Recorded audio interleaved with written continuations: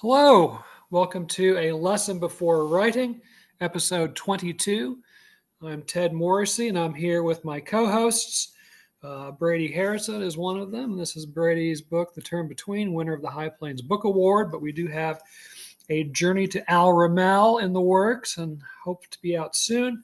Also here with Grant Tracey, Grant's most recent book that we published, Neon Kiss, another Hayden Fuller novel, and we are on the verge of releasing a Shoe Shine Kill. In fact, Grant, are you sitting down? Yes. Good. Let's you and I schedule a time this week to go over edits. You mean like on Zoom? Yeah. Well, I'd love to come to Cedar Falls, but I would love that. But yeah, let's do a Zoom alum ding a dong. That would be cool. like Tuesday or Wednesday, we'll figure out some time. We don't have to do it right now, but wide open Tuesday. Tuesday's great. Okay. All right. Well, I think we're going to need a little bit of time just because there's, stuff to talk about. Not that there's anything horrible, but just, to make sure we have plenty of time if we want to talk about some stuff. And so, Brady, I'm also going to try and finish I'm going to give myself the deadline of finishing your cover this week so we can get on with A Journey to Al Ramel. So I've had another major project I've been working on, but I'm not quite ready to announce that yet. So I'll wait till our next episode. But anyway, I'm trying to clear the deck here. But my most recent book, by the way, is The Strophes of Job, and out in, like all of our books, in hardcover, paperback, digital editions, and that kind of thing. So yeah, we got a lot going on. Grant, there was something I meant to ask you about last episode recording. Which was just a couple of weeks ago because we recorded March so late, but I forgot to or didn't get around to it. And I know you didn't go to AWP, the big publishing conference, but I know a lot of your folks did there from North American Review and so forth. Did you have any like takeaways that they communicated to you that were particularly interesting about? I don't know. Well, I know they all came back exhausted. Yeah. They felt they were on all the time. Jeremy's just so good at talking to writers, and he actually writes. Like, I just send out rejections, but he actually, if you like something, he'll take time to write. And all these people came by the table to praise him for giving little personal responses on their work. And so I think he felt really good about that, as he should. I mean, he's a great guy and a great editor. And but he had lost his voice practically when he came back, because we co-teach the practicum class. And he was a little weak of voice, but he seemed like he had a really good time. And I know Rachel did. She said there was a weird experience, at the hotel or in the lobby or something. There was a bunch of furries, people dressed up in these expensive costumes. So she talked a little bit about that, but she had a good time. And Emily Stowe, our managing editor, did a panel on what it means to be a managing editor. And I think she felt really validated. And there was 60 people at her session, which is unheard of, So she was feeling great. I did not go because my panel did not make, and I was not feeling great. I was feeling rather snarky, and decided, right. One of the things I've been trying to do is I want to bring crime fiction into literary fiction. We've got all this, cool stuff with spec fic, and that it's kind of crossed over. Yeah, you still got the big, the Neil Gaimans and all that kind of stuff, but you see a lot of literary writers doing spec fic, and I'm trying to up the game. I don't want to sound condescending, but I just think there's more that can be done with crime fiction. And I was hoping to have this panel discussion to shape the discourse in part, so we could start. I published James Salas, and I'm going to publish Chris Offutt, and I just want to publish more writers that kind of do that hybrid. And I want to see that shift a little bit in literary publishing. And that's something so I was very disappointed my panel didn't make, because that was kind of a hidden agenda I had, is trying to, and I don't know how you enter into discourse, but I was trying to enter into discourse. So I'm going to try again, for next year. So, Yeah. All right. Well, I've got a couple of comments maybe, but I don't want to leave Brady standing in the wings any longer. So I know you didn't go to AWP, obviously, but did you have any of your Missoula folks who went and brought back any words of wisdom or stories about furries or? Oh, the things you see when you leave home. Yes, I believe a great number of both our faculty and graduate students went. And so I sense from passing conversations that just as Grant reports, it's a pretty exhausting event, though I think maybe we should go next year. Yeah. Where is it next year? Do you know? I don't even know. Baltimore. Baltimore. Yeah. Oh, that's fantastic. I love Baltimore. I do too. I went there for a conference years ago for a film conference at Johns Hopkins, and I would love to return and check out the Homicide, Fells Point area, Yeah, let's do it, Also, guys. Yeah. Baltimore is one of those cities which claims Edgar Allan Poe. And last time I was in Baltimore, I went on a really cool Poe walking tour, but I would be happy to go on it again. I would. Yeah, it was really cool. So yeah, that sounds good. Last time I went to AWP, which was years ago, I had the same experience that Jeremy had in terms of losing my voice. I spent the entire time, at that time I was editing the literary journal Quiddity, and we had a booth or whatever in the exhibition hall, and I basically hung out there the whole time. And yeah, it was interesting, but I totally lost my voice by the end of it. So yeah, it's funny you're mentioning Jeremy. Meeting and greeting authors that you all had published, and he enjoyed doing that. I think I mentioned in another episode when I went to AWP in like 2009 in Chicago, I had just really kind of sent out a blitz of stories and had a bunch accepted. And so when I went to the exhibition hall, there were like, I think as many as 8 different literary journals that had copies sitting on their desk with one of my stories in them. And so I went around and introduced myself, and there were a couple of folks who were kind of friendly, but quite honestly, most of them were like, why are you bothering me? It's like they didn't understand why I felt a human need to connect with them. I thought they'd be overjoyed to meet one of their authors, and yeah, not really. So I don't know how to explain that other than just literary folks kind of natural introversion and just maybe feeling it's awkward or something. I don't know, but I was reminded of that when you mentioned Jeremy being so good at talking to authors and that kind of thing. So I mean, he works at it. It's not like I always thought it was just part of his nature, but I've seen how he preps for when visiting writers come to campus. He introduced Robin Hemley the other day, and it was just like he puts a lot of work into it, and it seems so natural, but he prepares. And so, I got to give him kudos for that. For me, you got to nudge me to go out and meet people. And I think Jeremy's the same way, but he doesn't need to be nudged. He does it. He does it himself. He nudges himself. Whereas I need people to say, Grant, work the room. It's not natural for me. It's not natural for him either, but he's able to do it. And I'm a little reluctant. Right. Okay. All right. So yeah, we have all kinds of stuff we could talk about. Brady actually broached the subject of revision the other day, not necessarily meaning that we should talk about it, but I think it's a good idea. I think, Brady, you talked about how you kind of plod along because you kind of keep going back and revising what you've already written before you kind of move ahead very much. Am I describing that more or less correctly, or? Yeah, I think so. And this grows, my thinking on this, my reflecting on this process in the last few months has grown out of our conversations about how we write and about what kinds of schedules we keep ourselves to.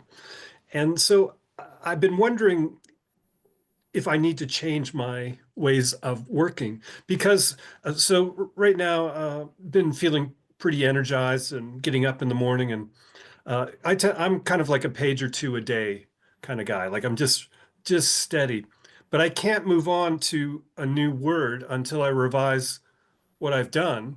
And I also mentioned in the text to you guys that for every 3 paragraphs I write, I throw away at least 1 and possibly 2. And so I find like I enjoy and I understand the sort of steady labor of things, but I wonder if I would be better off if in watching Ted's video the other day, like don't grip the wheel too tightly let things go a bit more. So I've been reflecting on this, and I'll wind this up by saying Grant's way of working, that writing the Hayden Fuller mystery, say, in a straight out way, let it sit, and then spend some time revising. I've been wondering if I should try that strategy. So these things been on my mind anyway. Okay, cool. Yeah, well, I'm glad you referenced that video. Yeah, that was a video I made for actually my MFA students the other day, and it grew out of a particular comment that one of my MFA students made, which is directly related to something that Grant in particular has talked about multiple times, and that's this idea of an overdetermined story. And what the experience was, I had a student who is kind of trying to transition from being a creative nonfiction writer into being a fiction writer. And they had the idea, like the beginning of a short story in mind, and they had the ending of the short story in mind. In fact, it was so clearly in mind that they felt all they really needed to do was kind of write the stuff in the middle, and they were going to have this really great story. And when they got done with it, they were like, it's kind of dull. And they were really disappointed and a little frustrated with how kind of lackadaisical the story was. Now, I didn't read the story, so maybe they were just being a little too self-critical or something. But I thought maybe part of the problem was that they had such a rock solid idea, particularly of what they thought the ending of the story should be. And whereas I feel like the story should develop more organically. And so that's kind of what the video was about. To, if you're too determined to land in a particular place, there's not a lot, oftentimes there's not a lot of energy and enthusiasm in the piece by the end of it. Gass talks about that, which I mentioned in my video. I had a quote from Robert Frost that I just ran across on social media while I was thinking about all of this. But yeah, that idea of letting things develop more organically and not being too heavy-handed and too goal oriented in terms of reaching a particular kind of ending. I want to get Grant in on this, but I'll just say regarding writing and revising, I have a little bit different approach, maybe, in that my creative stuff I always write by hand, and then I immediately grab my Chromebook that same day, as soon as I get done writing by hand, and type up in a Google Doc what I had just written that day, and then eventually I copy and paste that over into a Word document. But each step along the way, I'm making some revisions and some changes. And then once I get that Word document, I print it out, and then I go back and kind of make some fairly significant changes and so forth. So I am kind of editing and revising along the way. Grant, let me get some of your perspective on any of that. Yeah, well, I guess the first thing I'd say, Brady, and I'm just speaking from my own experience, but I don't think you should. I mean, obviously, you're a successful writer. I mean, I don't think you should worry about what your process is. If it works for you, even though you might find it frustrating, it works for you. I mean, I just read that Hemingway inspired piece. It's awesome, and I don't know how much time it took you to write it, but the end product's really damn good. So, like, if you like, I get together with my daughter and we do this sort of you guys know it's a virtual coffee shop thing, and we'll get together for an hour, 2 hours, and I'll write 750, 1,000 words. She'll write 3 paragraphs and do exactly what you do, throw one up, but she writes great stories. So it's like and she was saying the same thing. I said, "Hun, that's your process. Don't." My process is I write quickly because not to brag, but I mean, I really get into a mindset of absorption. I enter into the world and I'm so free. I wish I could be like this with everything else in my life, but I'm so cerebral and so, self-conscious. But when I write, that all goes away. And I'm in flow, and it works for me. However, like when I started trying to do what you were saying, Bram, I'm going to get up every morning and I'm going to write, that absorption went away. And I was doing the 3 paragraphs too, and I'm like, this isn't working for me. So like a lot of books say you can't wait for the muse. Well, if the muse hits a lot, wait for it. And that seems to work for me. It's not like I have to wait 5 years for the muse. It's like I go maybe 30 days and I'm just reading a bunch of stuff and then suddenly I'm ready to write. And then I'll write for 3 weeks straight. And then I might go another 20 days where I don't write anything. And then suddenly, but when I'm writing, I'm in that zone. But when I tried to write every day, my head was all messed up and it wasn't productive. So I just found that for me, that process didn't work, the write every day process. But the write when you're ready works for me. And the muse hits a lot for me. So it's not like I'm like, waiting for a drug fix, to write Kubla Khan or something. You know what I'm saying? So, yeah, I don't know if that's helpful, but I just think everybody's unique. And so I'm always careful when we get talking process to not be saying this is how to do it, because you just have to find what works for you. Right, right. No, I completely agree, and especially on all the parts about Brady obviously being a great writer and a successful writer. So it's been working. So I wouldn't, Yeah. used to teach with a guy whose favorite expression was, "If it ain't broke, don't fix it." So shout out to Chuck Greenwood, may he rest in peace. But in that video, I mentioned the fact that when I was just working on my master's in creative writing, that kind of thing. My main writing teacher and kind of mentor was the novelist Kent Harif. And I know I've mentioned Kent before, and he was a really good friend with John Irving. In fact, I still have John Irving's book out here that I got out for the video, but I haven't put it back yet. It's up a couple of shelves. It takes some effort, but and I'm scared of heights, so that's tricky. But anyway, he was good friends with John Irving, and so it was really, and I had loved John Irving for years before even starting the whole process. So it was really cool because in a workshop and then also in conferences with Kent, I not only would get all of his sort of advice and wisdom, but he would also share a lot of stuff that John Irving and he talked about. And they went through the Iowa Writers Workshop together, et cetera.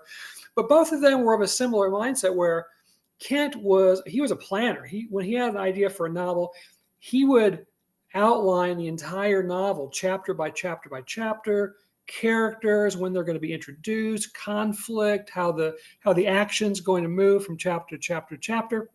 He'd have it all mapped out before he would really even start writing chapter one. Now, he was open to tinkering a little bit because he recognized that in the process, some things may change a little bit. But for the most part, he had the whole novel, set before he ever started writing. Similarly, John Irving, and I've heard this elsewhere in like interviews and things, he always has the end of the novel in mind and actually writes the end of the novel first and then goes back and figures out how to get to that point. And so when I was young, I thought, well, that's my problem. I've never been able to write a novel, never been able to finish a novel. So I'm not doing it right. I need to do the Ken Harif planning out thing, maybe even do the John Irving start at the end and then work your way there. And boy, neither approach worked for me at all. I was I'm a right by the seat of my pants guy, just organically. I don't know what the end is until I suddenly bump into it in the dark with my nose. And so far that seems to have worked pretty well for me. So there's no right way of doing it. But there certainly are a variety of ways of doing it. I don't know. What about that outlining, starting with the ending kind of thing? Brady, I'm guessing you don't do either of those things. Do you have any thoughts on that process? Yeah, no, I certainly, that Henry James model, the detailed notes. I mean, I suppose in a way it's all my notes are in my head, but I have to say that part of the pleasure of writing is discovery. Mm-hmm. And as you were saying earlier, Ted, just letting things go, let the story tell you where it needs to go and have some process of discovery and a kind of joy in it all. Yeah, so and I do tend to before I begin something have some idea of what the ending will be. I will say that I am quite bound by that. Like I don't know, I can't begin until I can see that end. Not that in every case it has to finally arrive at that end, but I can't really get started until I have some idea where I think I'm going. Just to back up a little bit about all these different processes, I've been thinking too these days about Kerouac. Those rolls of paper. Like no, I mean, of course, he had sort of chemical fuel. And he was, of course, derided, it was not writing, it's typing, the Truman Capote jab. But I also did see one time an interview with Neil Young, one of my heroes. How does he get that guitar sound? How does he play like that? But he's so dedicated to his muse and to that moment of inspiration. So he was doing this interview and he said, well, I just, I'll have friends over for dinner. I'll get up and I'll go away and I'll write 3 songs. Like, wow. Yeah. But for me, not that planning out. Yeah, there's no, I'd rather spend the time doing the sentence by sentence. Excuse me. Yeah, yeah. Grant, thoughts on the start at the end? No. But I mean, no, I don't start at the end. I do think about, like, Mickey Spillane started at the end and then he'd write his ending because he wanted a twist ending. And then, Juno was a man, the end of Vengeance is Mine, right? It was easy, I said, the end of I the Jury. So he would have his endings and then right towards that. For me, I just know I want a Mickey Spillane-esque surprise. So I know I'm going to write for some kind of shock or thrill. I just don't know what it's going to be. So I go on a journey of discovery and choices keep happening. But I know in my mind, I got to do something at the end to grab the reader. I just don't know. That's the commercial aspect of it for me. I just don't know what it is yet. And sometimes it'll hit me about halfway through the book, and then I'm like, no, that's too easy, too soon. Like, it's announcing itself too soon, and so then I'll suppress it and come up with something else. But so there is scaffolding. I know there's going to be a plot turn at some moment. I don't know what it is. So I do have a structure in mind. Like, at some point there's got to be a turning point, or maybe 2 turning points, like in a movie. There's usually 3 acts.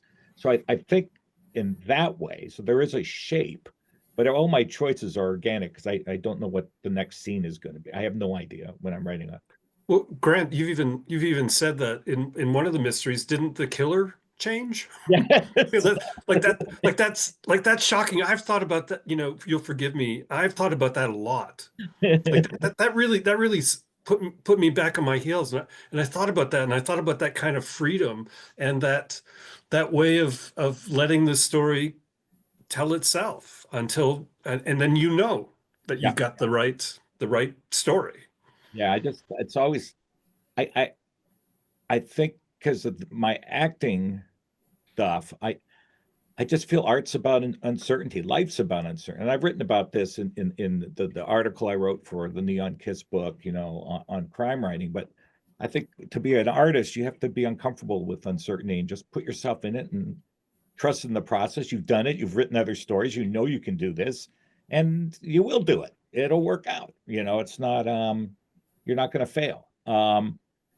And so that's a lot of confidence, I guess, going into writing something. And I like the muddy part of it. I like struggling. Well, I don't even call it struggling, just the process of, well, what's going to happen next? And one trick I do, though, is when I'm on a really good writing thing, sometimes I'll quit writing for the day when I know exactly where I'm going to pick up tomorrow. Like, I'm right at a really good scene. I'm like, oh, this is really great. Because now tomorrow, I won't have any problems getting started. So that's a little trick I do. But yeah, I'm comfortable with uncertainty. Well, what I use oftentimes, and particularly true of Crow Song for the Stricken, that novel, and then the Strophes of Job, which is a prequel to Crow Song. I really write it in chunks, which are both kind of standalone short stories, but then also part of the overall structure of the novel.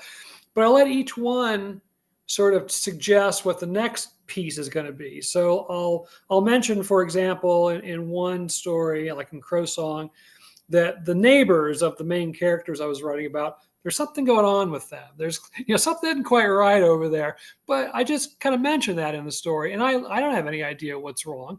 So in the next story, or maybe it was 3 stories later, I decided, let's go figure that out. What's going on with the neighbors? Why are they acting weird? And had no idea until I got in there and started writing. It's like, oh, that's what's going on with the Abernathy's, and then I'll mention something in this story or that story, which again is just sort of a little tidbit of whatever. And then later I'll come back and that will become blossom into a whole nother episode or whatever. And I find that really, really interesting and exciting. And I like to think that maybe that's all kind of existing somewhere in the gray matter and I'm just sort of extracting it, but I don't think it's quite right. I think I'm, bringing things together and using my imagination, but once you get in there, to me anyway, it seems like, okay, that's a pretty natural thing to be going on. I don't know why I didn't know that earlier, but anyway, I just like that exploration and kind of just blooming from one story to the next, to the next, to the next, and so on. Yeah. I wonder if Faulkner was that way with the Yoknapatawpha. It mentions Snopes and As I Lay Dying, just a passing reference about some horses, if I'm remembering correctly. And then later on, you have the Snopes trilogy, and the stories are connected. And so used to wonder how did he see all of that from Sartorus? But he couldn't have, or did he? I don't know. But it seemed like he could start filling in and making those connections and making that world come alive in such complexity and range. Yeah, it's stunning. So yeah, Ted, if that's what Faulkner was up to, you're in good company. I'll take it. Yeah, absolutely. Yeah, absolutely. So, another kind of nuts and bolts question here, which came out of my teaching this past couple of weeks in another class. This is an undergraduate class. And this is a course on, they don't even have manuscripts yet, so they have to be writing about hypothetical manuscripts, most of them. But the idea is once you have a manuscript in hand, whether it's a novel or a collection of stories or a collection of poems or a script of some sort, how are you going to go about approaching agents and or publishers and or self-publishing? And so it's just kind of exploring the different avenues. And it's all very hypothetical because of the fact they don't have an actual, obviously, a collection of poems, the approach to getting that out in the world is very different than, say, a romance novel or something. But one of the things that one of the articles in their textbook talks about is using Kickstarter to get money to self-publish and promote your book, which maybe you haven't even written yet. And I thought that was sort of strange. I can't imagine that a lot of people would just give you money, on the description of a book you want to write. But yet, as I researched it online, I discover it is an approach that writers will use, and some of them quite successfully. I had just never really encountered that before. I've encountered a few folks who try to do like Kickstarter or GoFundMe to get some sort of artsy thing established, but not necessarily publishing a book.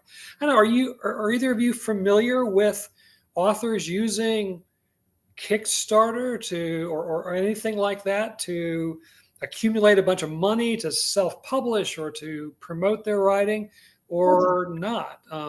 There a thing Grant?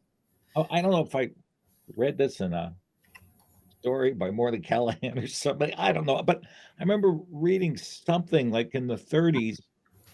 You know how they'd go around selling magazine subscriptions? They go around selling a book idea, and then you get enough money for it, and then you produce the book and send it out. It was like a real thing, but I can't think of any examples of famous books that were marketed that way. But Ulysses was published that way by Joyce.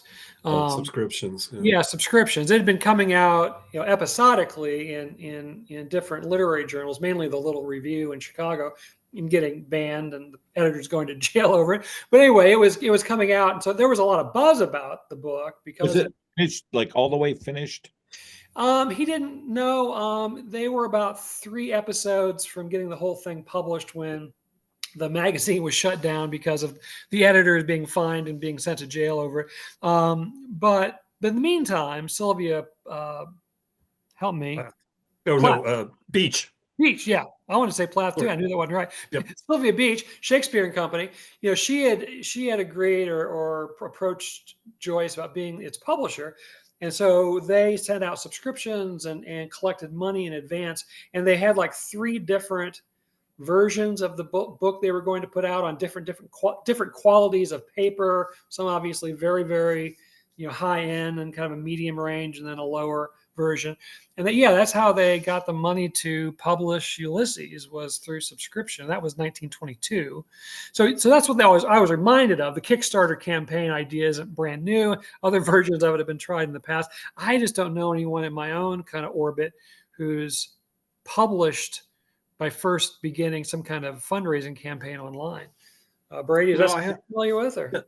Yeah, no, I have seen that. And I'm thinking in one case, a buddy, a Montana writer buddy, he had a contract with a publisher, but the publisher closed or decided against the book, and so if I'm remembering my details correctly, my buddy did a Kickstarter and raised the funds, got the book out, and it did very well. And so I will and I'll make eye contact with Grant on this.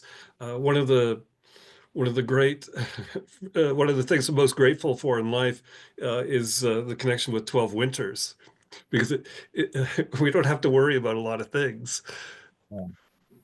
Yeah. Well, you're welcome. Yeah. Well, I use a print on demand model.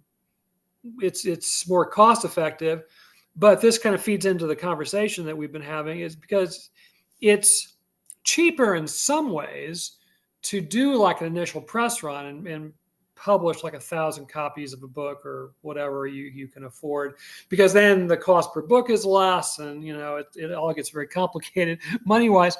But the other side of that coin is that you've got to have somewhere to house those books. And I would be drowning in books in no time if I had our books have an initial print run, even a few hundred or 1,000. I know that there are services out there where they will warehouse your books, and then they take care of mailing them out. And that's the other issue too, is if you're warehousing your books, you've got to be responsible then for mailing out individual copies and all that kind of thing. Obviously, Grant, North American Review has published some books. What model do you guys use to put out some of the stuff, like the Whitman book and some of that sort of thing? Well, the model we used to use was, we got a storage closet full of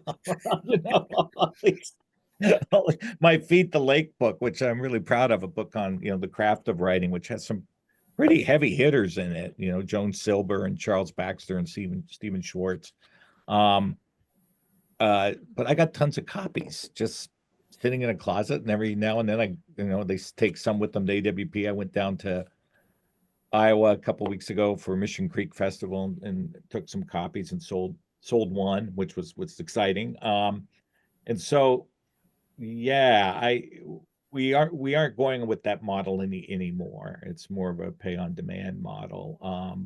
Because like I said, like you were saying, storage issues, where you're going to keep, and then it's not just that, you got to worry about the right room temperature. It's like I play guitar, and you got to make sure the neck on the guitar doesn't bend.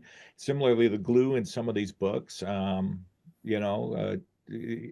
on moisture and all, it's a tricky business, so yeah, I like the pay on demand model, I guess. Yeah, there's, like I said, there's some pros and cons either way, but what do you do? When I mentioned I was an editor of Quiddity Literary Journal when it first started back in 2008 or something like that. Our second issue kind of corresponded with Abraham Lincoln's 200th birthday or something like that, bicentennial, because we're here in Springfield, Illinois, so obviously that's a big Lincoln thing. So we did our second issue. It was all focused on Abraham Lincoln somehow or another, the stories, the poems, the interviews, all that stuff. Well, one of the other editors, went to some state, I think, organization and got some grant money to help celebrate, Lincoln's. And what she had in mind originally was maybe having like a conference and bringing in writers, or putting on a play or something that we had originally produced or something. But the grant was very specific, and about the only way it could be used was to purchase copies, to publish the journal. So we had all this money, and so we published like thousands of copies. We're just giving them out everywhere we can think of. We were practically going to do like an airdrop from the sky to get. I mean, they're everywhere. Every drawer you would open for years would just be stuffed with copies of issue number 2 of our journal. We were so frustrated because we had all these really creative ideas what to do with that money, but according to the grant, we couldn't use it for that purpose. We had to only use it for publishing and we had money for that. That was kind of, it's kind of a fundamental aspect of publishing anything, is to have the funds in place. So I don't know, just so the trouble with tribbles. yeah. So I still have like 12 copies of that issue up here on my bookcase, I think. Yeah. So yeah, just the ins and outs. I mean, I think you learned so much about publishing, whether it's just publishing individual stories and poems and things in journals, all the way up to running a publishing company, a press. So much of it is trial and error, and just figuring it out as you go. And over the years, you accumulate so much data. Then when somebody asks you, well, how do you publish a book, or how do you do this, how do you do that, it's like, hey, where do I even begin? And so there's just so many little ins and outs of the biz that you just pick up on, and eventually, I guess it all kind of works out. I know there are books out there that you can buy if you're interested in establishing a press. I mean, I've learned a lot by just trial and error, especially the error part. But I had kind of a publishing background before I even got into it. I kind of was raised in a publishing family, so it wasn't like starting just cold. But even still, just the intricacies of how all this is going to work was just something that took a lot of time and effort and studying and so forth. The other thing that I talk to my students about, and it's kind of related to the Kickstarter thing, is there's that approach. There's the whole idea of using social media and having a website to promote yourself. But on the other hand, all of that requires time and energy, which takes away from the thing you supposedly are doing, which justifies all of that. Like I said, I have a lot of former students who I still follow on Instagram and places like that, and they're producing really cool content for their TikTok channel and things like that. But I wonder if they're actually writing anything, because they're spending all this time and energy on those kind of tangential things. It's a tough balancing act, I think. Yeah. So Grant, in your MFA program, how much time do you spend talking to students about sort of the logistics of publishing, and how do they get their work out there once they actually have it in hand? Is that a big part of the program, or not so much? No, I mean, I think when the students take the practicum, they get inspired. They start to look at bios of writers and where they're publishing stuff, and it gives them ideas of where to send their work. And they also get encouraged by copy editing stuff that, hey, my stuff's pretty good, So I should be sending it out. So it's more through the osmosis of that. In class, I will meet with individual students. Occasionally, I'll take a student. I'll meet with individual students if they're wanting to publish and want some ideas of where to send their work. Occasionally, I'll encourage a student whose work I think is ready and just say, hey, send it to this journal or this journal. But I'm always aware of what Stephen Schwartz said, which is he's one of my favorite writers, and one of my favorite writers on the craft of writing. And he said, get down to the business of writing and not the writing business. And so I'm more encouraging him to do the writing part and then worry about the other stuff later. Because some of them are wanting to they're already marketing before they've written the work, and it's like, let's do the work, and what it takes to do the work, and then we'll go from there. But That's the hardest part, I think, is after you get done, is then trying to figure out how to market your stuff, because my professor likes it. Now what do I do? When it's, and I remember feeling that way as a student, master's student at Kansas State, and having a prop that said my stories were ready. And I'm like, well, now what? And then I started reading the dusty bookshelf or whatever that thing is, the big thick tome with all it tells you what writers have been published in there. And then, and I do the duotrope. I talk about duotrope, and I talk about other search engines you can use. There's something called Chill Something that's really good. Chill subs or Yeah. And it's free, and it gives you places to send work. As a matter of fact, I found some places by going there. So I share that with the students, and I usually do that around the end of the semester, saying, what's next, and have, a class session on that. But I will meet with individual students that are really, wanting to get their stuff out there. right. But I'm working with like mainly undergrads who are just getting started. I'm not really working. We have like an MA in creative writing, and I maybe I'm directing 2 theses this semester. And I've been encouraging them to send their work out, but it's not like I'm inundated with, Iowa Writers Workshop folks, that are looking for an agent and all that kind of stuff. Well, I fear a little bit that this undergrad class, and again, I didn't develop the curriculum. I'm just the monkey who delivers it. But I think it does give the impression it's a lot simpler than what it actually is. It's like, because like one of the assignments was, do you think you're gonna just approach a publisher, or are you gonna get an agent? And then this is what a publisher can do for you. This is what an agent can do for you. So almost everybody's like, oh, well, I'm gonna get an agent. And it's like somebody's writing, a poet, who's going to write a collection of poetry, and they're going to get an agent. It's like, yeah, I don't know about that. I mean, I try not to burst their bubble too much, but yeah, at the same time, I feel like they need a little dose of reality. There's probably about 5 poets in the U.S. who have agents. And Rupi Kaur is one. And so forth. So just and then the idea of approaching a publisher. I mean, what does that even mean? Are we talking Simon and Schuster, or are we talking 12 Winters? Are we talking a university press? Are we talking a poetry press if you're a poet? And so even something like that, the idea that there's all kinds of different publishers, and you can aim big, you can aim high, and so forth, but maybe it's a more realistic idea to target a publisher or something. But anyway, just things like that. And then this idea of, I mean, all my students are now gaga over Kickstarter campaigns. They're all going to start Kickstarter campaigns to fund their first book, which they haven't written yet. It's like, oh, well, okay.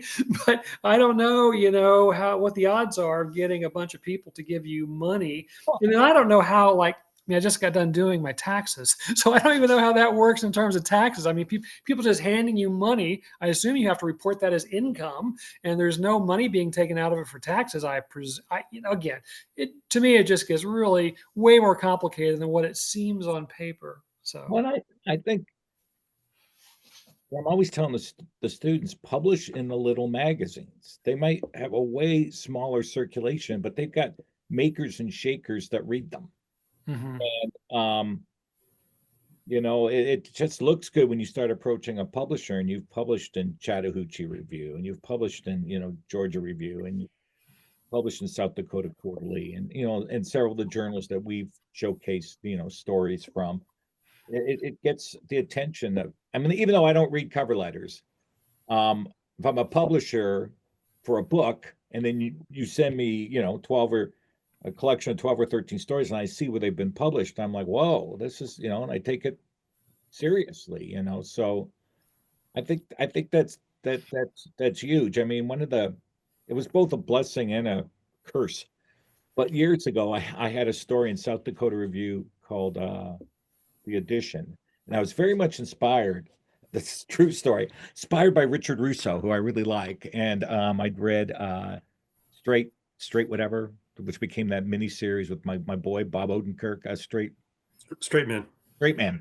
And I'd read a collection of his stories, something horror, another story, something, and I read another book, and I liked his writing style. Well, lo and behold, after it comes out from South Dakota Review, the story edition, what comes in the mail but a letter from Nat Sobel agency, and Nat Sobel is Richard Russo's agent. And I had not a novel, but I quickly wrote one. Big mistake, and sent it off, and got bounced within a couple of weeks.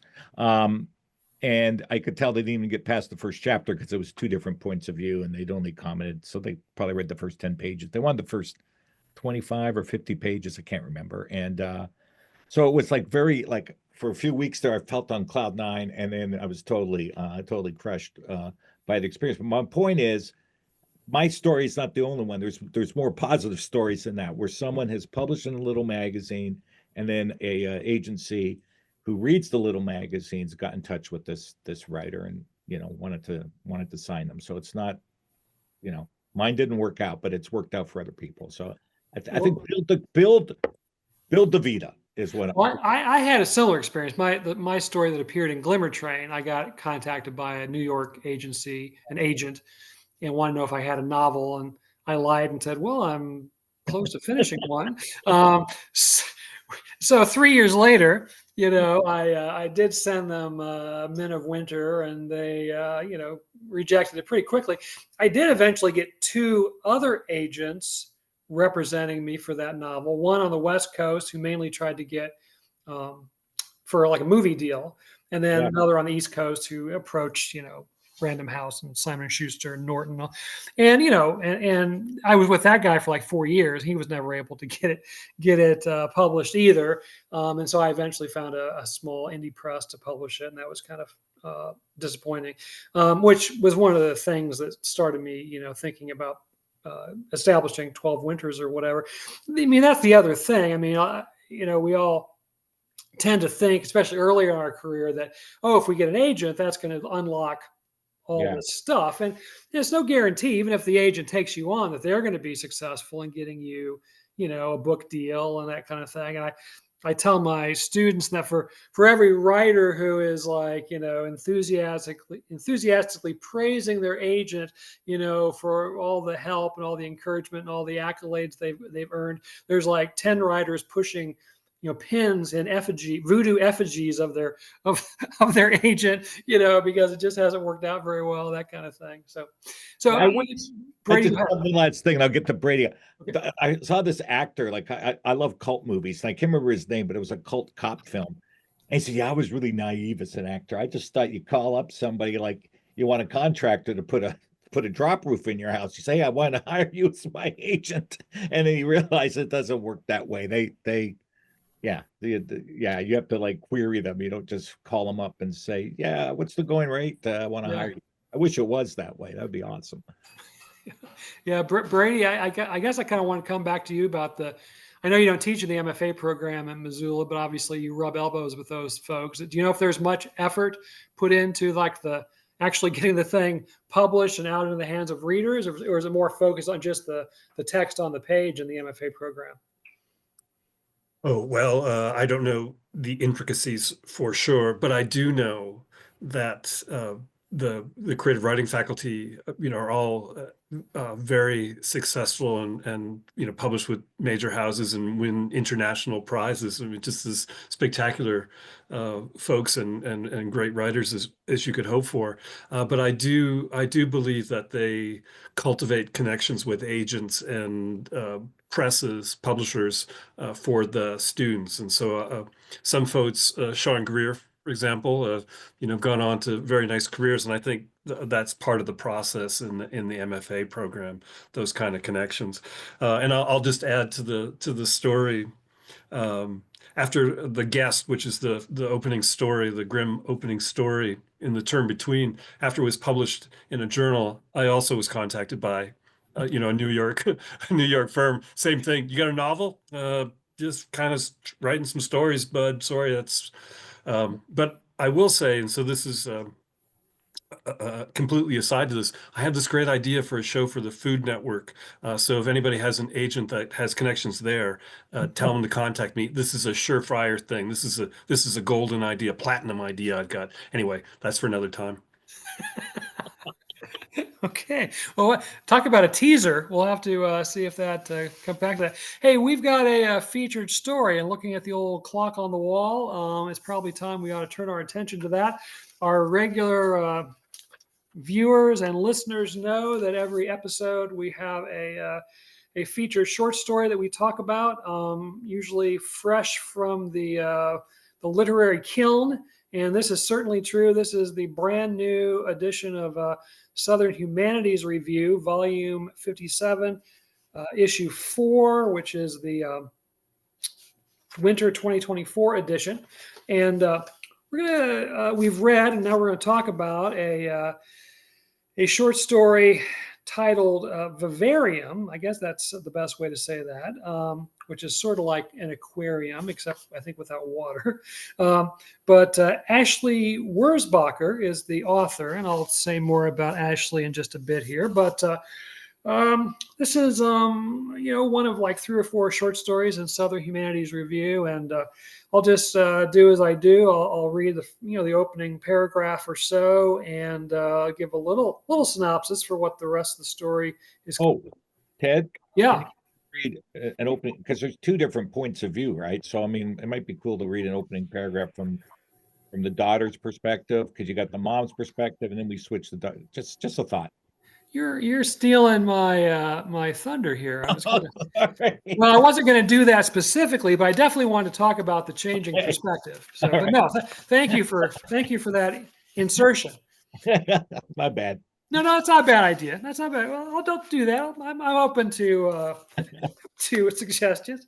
All right. So this is the true beginning of the story, and we are introduced to it's a mother-daughter kind of story. We're introduced to the mother first of all, and the beginning here says, Alba is watering the petunias on the back patio when she hears the wolf whistle from the house next door, where a father and son have recently moved in. It's not the first time she's heard it, but it startles her. The 2 glissando notes sliding up and down as if on a cartoon roller coaster track to her ears. She takes a step closer to her house and squints toward the neighbors, scanning the windows and the screened deck, the splintering fence that separates her yard from theirs. There's nothing, nobody. No sound except her daughter Mary Carmen's voice from her kitchen, where she is practicing a monologue in the voice of a martyred teenage saint. All right, so that's our introduction to Alba.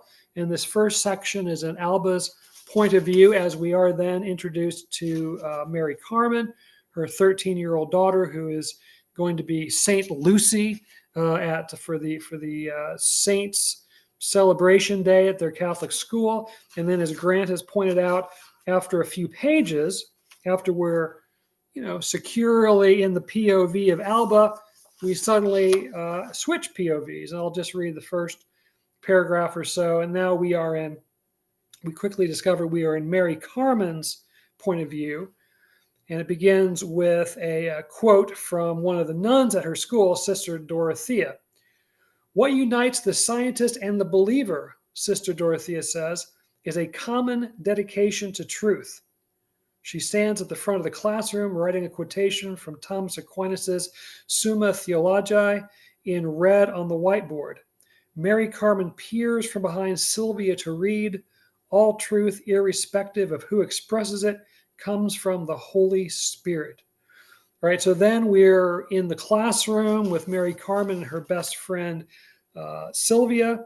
And so then we kind of go from there. So it's an interesting structure, as Grant has indicated, about the different points of view, because basically the first section is in the perspective of Alba, the mom. And then the second section is in perspective of the daughter, Mary Carmen. And then they're kind of brought together again at the end of the story. So that's a really interesting tripartite structure there. And there's a lot going on in this. I mean, there's not a lot happens in the story necessarily. It's kind of a quiet story in terms of, yes, there's this celebration at the school involving different saints, but then there's some photoshopped picture kind of thing that's about focused on one of the nuns that's going around. Meanwhile, in the beginning of the story, Alba has kind of a little misadventure where her car dies and she has to get a ride from a male classmate who's also in the class. She's working on her degree to become a nurse. And so, yeah, a lot of stuff happening here. And there's a lot to talk about, particularly in terms of eyes and watching people, gazing at people, being gazed at, and that kind of keeps reoccurring in different guises and so forth. But let me just stop yammering for a second and see what you guys think about Vivarium. Brady, let me get you in on this. What's your take on this story to begin with? Yeah, I really enjoyed this story. I think it's really sophisticated, very elegant, quiet work, and as you say, the attention to detail. I mean, it's very well written, and the attention to detail, and how, for example, as you say, the eyes and this matter of being observed, and how much one sense of self is dependent upon how we think others are observing us. And then going so far as the story of the martyr with the gouged out eyes, which is, both comic and harrowing as it's told in the story. So yeah, I think, yes, I say this is very, very elegant work. And of course, as you guys know, I became, through sad circumstance, an only parent to a daughter, a teenage daughter. And so this story is about, parents and, single parents, and, this one, yeah, this one hit me hard. So I read it with, a great interest, and, yeah, and, good on Dale. Not no spoilers, but, good on Dale. We're pulling for Dale. Um, he's a frog. I Right, won't right. explain more. Yeah, yeah. Grant, your thoughts? Well, what you had described, Ted, was what really attracted me to the story, is this idea of being looked at, of participating in the gaze in a certain way. Like the mom is aware of her to be looked at in this, but kind of wants to control it. But then when there's this uncontrolled wolf whistle, that really affects her and upsets her. But she's also self-consciously aware of the way she dresses. Like, I think somebody at one point says she's hot or something. Your mom's hot or something like that. And there's also this performative aspect, like when they have to put on this show where they become with these saints, and they dress up and have to do this presentation, which I just thought it was a lot about girlhood and womanhood that was fascinating to me. It's like I wasn't a single parent, but I definitely, raised three daughters, so I can definitely, and one of them I identifies as queer, so I can also relate to some of the things that the daughter's going through in terms of this crush she has on, is it Sylvia? Is that her friend? Yeah, Yeah. yeah. And how she's worried about saying the wrong things, and why does she want to look at the phone and the photoshopped stuff, and then being very wary about what she floats out there, and then people sort of question what she floats out there and what she said. All that sort of navigating of identity and space in junior high or middle school is, I thought, right on the money. And the other thing that it's a trick I do. I don't know which craft critic I learned. It might have been Ron Carlson, but one of the things I do when I read is about 2/3 of the way through the story, I try to figure out where it's going to go. And I'm usually about 80% right. And with this story, I knew it was going to come back to the frog. It was just obviously an element, a variable that's set up early on. And so I'm like, okay, and I was pleasantly surprised by what she did with the ending and the callback to the opening paragraph, but in a different register of looking again. I don't want to give it away, but there's a way in which some of the imagery returns to that opening paragraph. So yeah, I thought it was an outstanding story. I liked it so much that this is true. this is a true story. If my daughter's listening, be looking at the mail. It's supposed to arrive tomorrow. I ordered her collection of stories that won the Iowa Fiction Prize in 2019, and it's supposed to arrive in Denver, Colorado tomorrow for my daughter Elizabeth, who's one of my favorite writers in the world. So anyway, yeah, that's how much story. Yeah, the eyes that keep coming back, one way or another, and sometimes comically, like Brady points out, and that's another thing. I think we all agree that we like a little bit of injected humor into even our serious literature.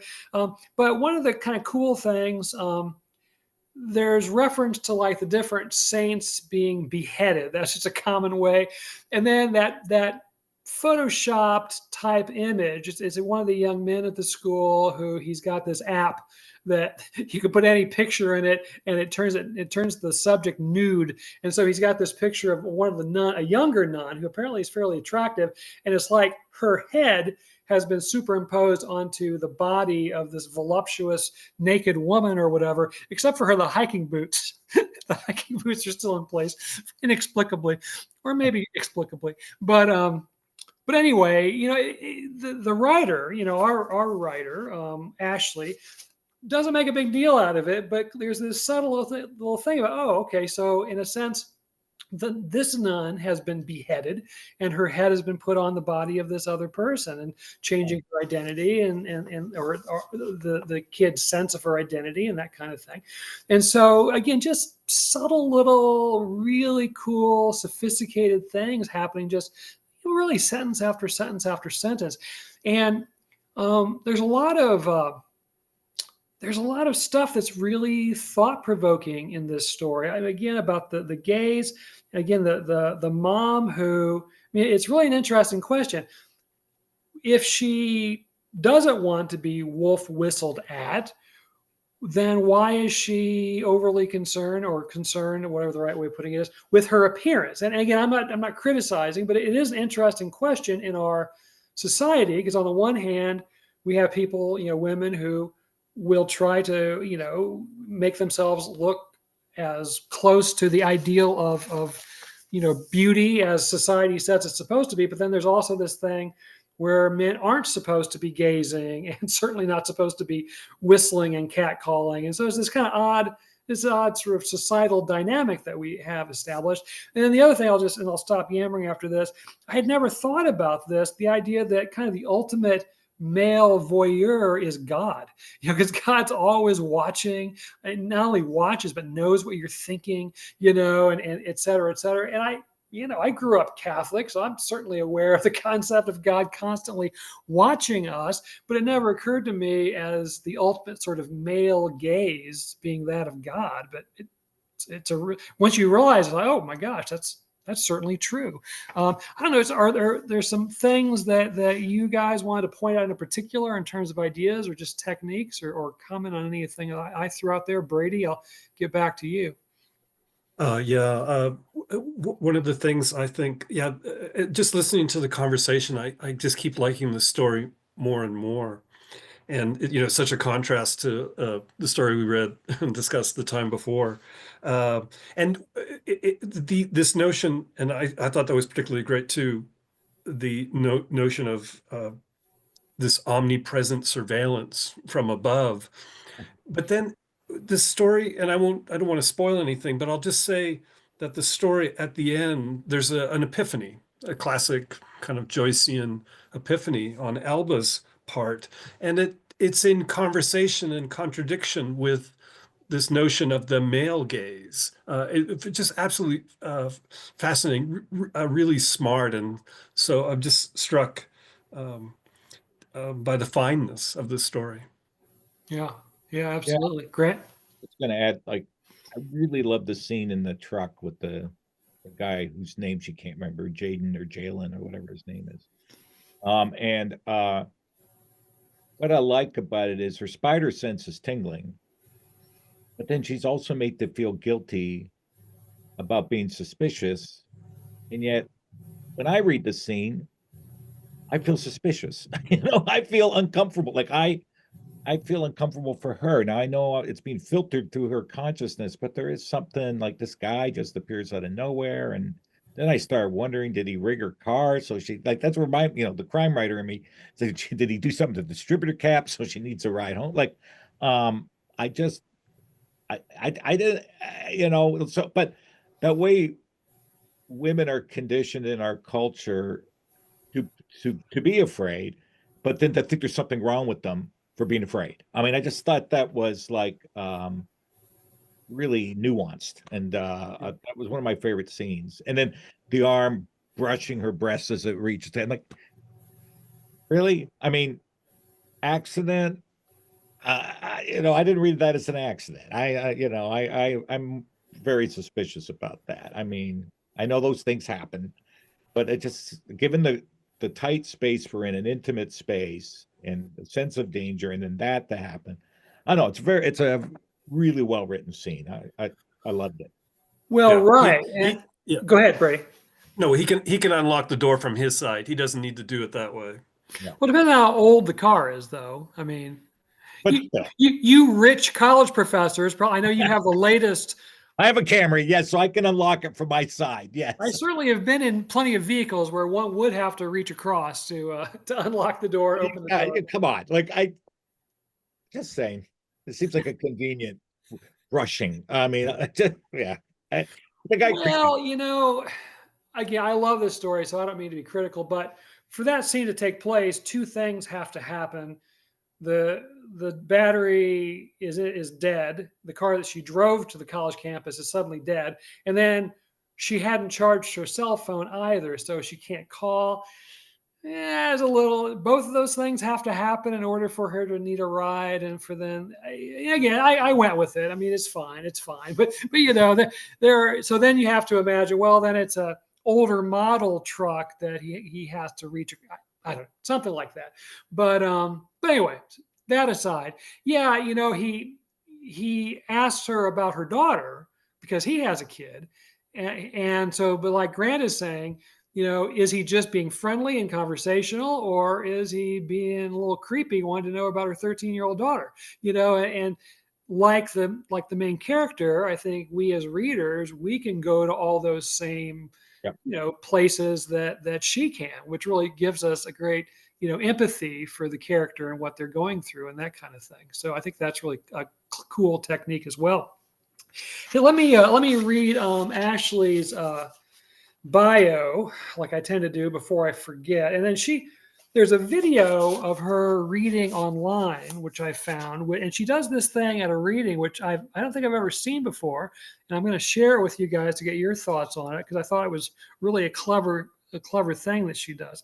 But again, Ashley Wurzbacher, and this is the contributor's note from Southern Humanities Review, is the author of the novel How to Care for a Human Girl from Atria Books 2023, and the short story collection Happy Like This from University of Iowa Press 2019, which, as Grant alluded to, won the John Simmons Short Fiction Award and was a New York Times Editor's Choice. In 2019, she was named one of the National Book Foundation's 5 under 35 honorees. She lives in Birmingham, Alabama, and teaches creative writing at the University of Montevallo. I guess that's how you say that. She does have a website, AshleyWurzbacher.com. Not a lot there other than kind of the bare essentials. In fact, this bio I just read is pretty much essentially the same bio that is on her website. Yeah, she does list other publications besides the Southern Humanities Review, very impressive Kenyon Review and the Iowa Review, and a lot of really nice credits to her name. But this story collection that she put out there, I think the National Books Foundation honoree, and I think she does a reading that you can find online for that. And the thing that she does at the reading, which I don't think I've ever seen before exactly, is she reads from one of the stories in the collection, but she does it kind of the opposite way I think just about everybody else does it, including me. She gives a setup, a very, very brief setup to what's going on in the story, and then reads the end of the story to the audience. and it works just beautifully, and I think most of us are on the other side of it, where we read the beginning of the story maybe, and so we leave kind of a cliffhanger. We don't really tell the audience what's going to happen after that, but she wanted to give the audience some sense of finality, but she didn't have time to read the whole story, so she gave a synopsis of the beginning and then read the end of the story. I don't know, Brady, you're kind of nodding as if you maybe haven't really seen that either. Is that something kind of new for you to see an author do? Well, I was just thinking as you said that, of all the thousands, or I don't know how many, dozens and dozens of readings I've ever been to, I've never seen that. So yeah, it's kind of surprising, because isn't it the way that we want to interest? Like we want folks to have the sense of, I wonder what happens. I must go get that book. Right. Right. Yeah. Yeah. Grant, is that new to you? Yeah, I kind of like it because I often feel like the endings are the strongest stuff in my stories, and I'm never able to read them, you know. Right. So like, yeah, that's kind of groovy. I like Yeah. that. I guess from a marketing standpoint, I think what Brady said is certainly the way most of us think. We want to leave a little teaser out there, but maybe the other way of looking at it, from what she may be doing, is it just kind of really drives home how powerful her writing is, and maybe you want to get a hold of the collection in hopes that all of the stories are equally good and equally profound and that kind of thing. So I think that's really something for all of us who give some readings from time to time to consider. We'll call it the Ashley Wurzbacher approach to giving a reading or whatever. Yeah, it's interesting. She does have an Instagram account, which is private. I didn't request access. I'm not going to harass her. But given that the story is so much about people gazing at you when you don't want them to be, the male gaze in particular, if you're an attractive young woman, etc., the fact that she's kind of shut off the social media gaze, as far as I can tell, is interesting. And she's not alone. We've encountered a couple of other female authors in particular who seem to have had a social media presence at one point, but really kind of scaled that back. And I know, unfortunately, that females online in general are much more prone to harassment and trolling and that kind of thing. Colleen Hoover, who had a meteoric rise to bestseller from being a self-published author because of going viral and because of her online presence, she ended up getting so much hatred and criticism through her social media. She quit writing altogether. She not only got off of social media, she just doesn't write anymore. And she was one of the most prolific authors on the planet for a couple of years. And so I'm hoping for her sake that she'll come back to it eventually. But yeah, it's just a shame that people put themselves out there, to try to attract readers and just to try to have some networking going on. And oftentimes they have to put up with all kinds of harassment and other kinds of things like that. So, yeah. Do you guys have any final thoughts on any of that, or on the story, or just anything you'd like to add in general? Yeah, well, I'll chime in. Yeah, I find social media really oppressive, at least these days. And as Ted knows, I deactivated but did not delete my Facebook account, and I miss contact with friends, but the environment itself makes me cringe. Uh, One other final observation, changing gears, and thinking about this over the course of our conversation today, and reflecting back on what we were talking about earlier in this podcast, I think I'm going to experiment a little bit with my methods. Like I'm gonna stick with some of the things that I do, and then maybe I'll allow myself just to write unedited, and just see where it goes, and don't impose that particular way of doing things. I mean, I think there's room to try. I mean, stick with what works for you individually, but then I think I'll also allow myself the opportunity to just to see what might happen if I try a different strategy, and don't impose the same strictures on myself. We'll see. Yeah, interesting. Grant, thoughts? No, I like what Brady's saying. I mean, as I said earlier, I started imposing strictures on me, Brady, because everyone says you got to write every day. You're a serious writer. it just didn't work for me. And so, yeah, but maybe you'll find, hey, this is really, really cool, So like I say, go for it, man. And whatever works, it works. Yeah. Whatever happens, happens, man. The other thing I was going to say is I don't know how to say this, but I had missed the whole God is watching thing. I kept thinking of Foucault. I don't know why, but I was, The panopticon. yes. But the whole time I was reading this story, I'm like, this is making me think of, but that's God, I guess, from a certain perspective. So anyway, cool story. Really, really, really great. And it was a pleasure to read, and it was easy to read. And I don't mean that in a negative way at all. I mean, I was absorbed in the narrative, and the language was beautiful, and as Brady said, elegant. And I didn't feel like I had to work at it, but that doesn't mean that's a criticism. And I know, Brady, you love the whole idea of making people work at it, and I respect that too. But there's something about this story that it seemed very like straight ahead. I was driving the highway, and no potholes, nothing to worry about, and yet at the end, I was blown away. So that's impressive to me, to be able to have that elegant simplicity, but it's so deep at the same time when you start stripping back the layers of meaning. It's a really nice story. Yeah, yeah. Well, I'm glad you guys were as drawn to it as I was. Like, I never know for sure how how you're going to react to some stuff. But all right, well, I appreciate you guys getting together on a Sunday afternoon, especially since we had just met a couple of weeks ago to get our March issue or March episode in. So again, Grant, I'll be in touch with you about setting up some time to do some final editing this week, and we'll get your book out. I'm excited for that to happen, and I'm sure you are too. And Brady, will get your cover wrapped up and get your book out into the world in the not too distant future here. So I appreciate our listeners and viewers, and I will hit stop record.